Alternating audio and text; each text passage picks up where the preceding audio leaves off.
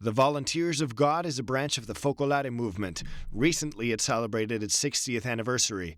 The branch has a very rich history which dates back to the Revolution of Hungary and the repression it experienced from the Soviet Union. Decades ago, the founder decided to respond to a call to action. It is after this revolution of Hungary, when the Pope Pius XII said, God, God, I would like to see God in every place, in every street, in every offices in the world.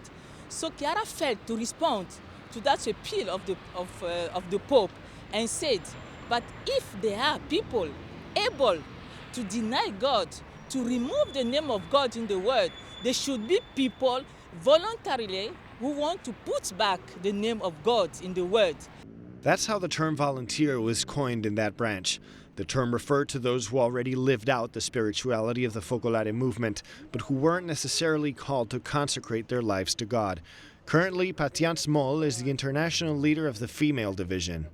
The Volunteers of God are one of the branch, the big branch, the biggest branch of the movement, because we are all over the world, all over the world. All the nations will find them, because there are people who are, we can say, also consecrated, because the aim is to bring God where they are, in the family, in the offices, in the street, wherever you are. Chiara called us the first Christian of the 20th century.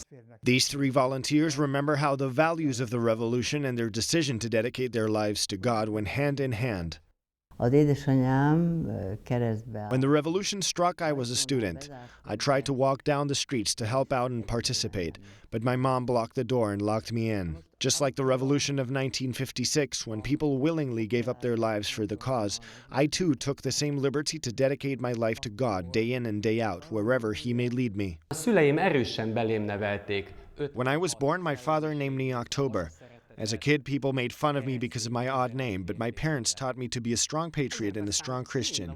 Now I'm proud to carry this name, which I consider a living monument. 2 days after the revolution, we climbed up the Russian tanks, hoping to find some humanity in all this.